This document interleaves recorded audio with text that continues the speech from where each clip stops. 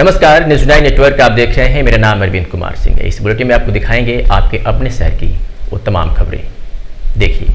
जोधपुर वैश्विक तापमान वृद्धि, भारत में वृक्षों की अंधाधुंध कटाई, जनता को पर्यावरण के प्रति जागरूक करने तथा युवा पीढ़ी को अधिकाधिक वृक्ष लगाने के लिए प्रेरित करने के लिए आज ही सेवा निवृत्त हुए वरिष्ठ सैन्य अधिकारी कर्नल बलदेव सिंह मानव ने 2 अगस्त से जन सहभागिता के माध्यम से पर्यावरण जन जागरूकता अभियान प्रारंभ करने का निश्चय किया है।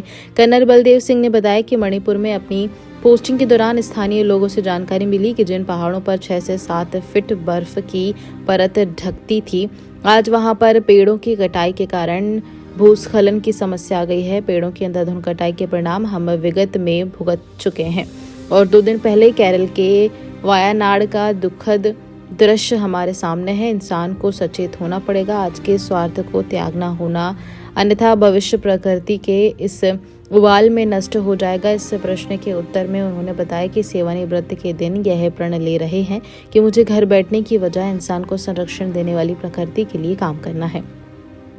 इस अवसर पर विश्व रिकॉर्डधारी साफामेन चंदन सिंह इंदा ने कर्नल बलदेव सिंह मानव का सभी की ओर से अभिनंदन किया। डॉक्टर BL जाखड़ ने संयोजक के रूप में भूमिका निभाई। गैर सरकारी संगठन NCC, स्काउट व शासन से आए कुछ संभागियों तथा पर्यावरणविद प्रवीण शर्मा की उपस्थिति में पौधारोपण कर इस कार्यक्रम का शुभारंभ किया एवं जन जागृति यात्रा के पोस्टर का विमोचन भी किया।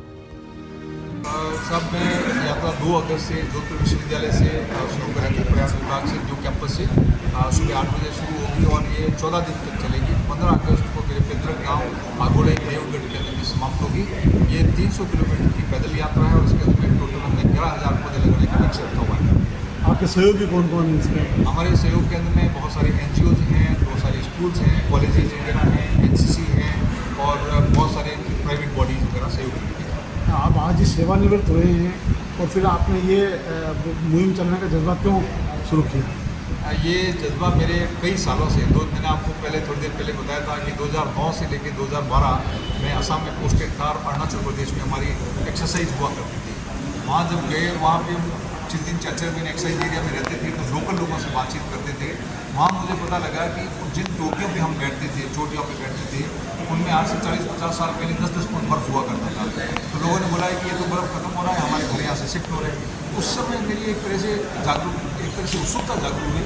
मैंने पर्यावरण के बारे में पढ़ना शुरू किया, फिर ग्लेशियर्स के बारे में पढ़ना शुरू किया, global warming and climate change के बारे में पढ़ना शुरू किया। तो मेरा एक इंटरेस्ट जागृत हुआ और फिर मैं 3 साल वहाँ पे लोअर असम के अंदर में 4 डिस्ट्रिक्ट के अंदर हमारी कंपनियाँ का बटालियन जहाँ डिप्लॉयड रहती थी, वहाँ पे लोगों से, स्कूलों से, फॉरेस्ट डिपार्टमेंट से, पैरामिलिट्री फोर्सेज के साथ मिलकर के हमने तकरीबन 4 लाख पौधे लगे।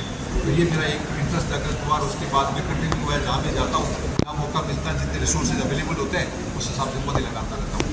नहीं, आज आप सेवानिवृत्त हुए हैं, होते ही कल से आप यात्रा पे जा रहे हैं। सामान्य तो लोग रिटायरमेंट के बाद में कुछ दिन अपना जीवन आनंद में ही गुजारते हैं, तो 300 किलोमीटर कठिन यात्रा आप शुरू कर रहे हैं कल से। इसको लेकर बताइए कैसा अनुभव रहेगा? मैंने 2 साल पहले यहाँ जब आए थे तो ये पौधे तो लगाते रहते थे। NCC के अंदर में भी हमारे पास में दूसरे NGOs आते हैं, हमारे पास कैडेट होते हैं, मैन पावर होती है, तो NGOs हमारे से अप्रोच करते हैं पौधे लगाने के लिए। तो हमने जोधपुर में भी खूब सारे पौधे लगाए और आसपास के गाँव में भी जहाँ पे हमारे NCC के इंस्टीट्यूशन है वहाँ लगाए। मेरे मन में आया कि मैं धरती माता को रिटायर होने के बाद में क्या दे सकता हूँ, एक पर्यावरण को या हम प्रकृति को वापस क्या दे सकते हैं। तो मेरे मन में आया कि मैं 11,000 पौधे लगा करके मैं अपने गाँव की ज़मीन के अंदर में प्रवेश करूँ। ये मेरे एक तरह से मन में आया, तो वो उसी टाइम से मैंने संकल्प लिया था। उसी संकल्प के तहत मैं 2 तारीख को यात्रा शुरू कर रहा हूँ और गांव की ज़मीन के अंदर में 11,000 पौधे लगा करके प्रवेश करूँगा।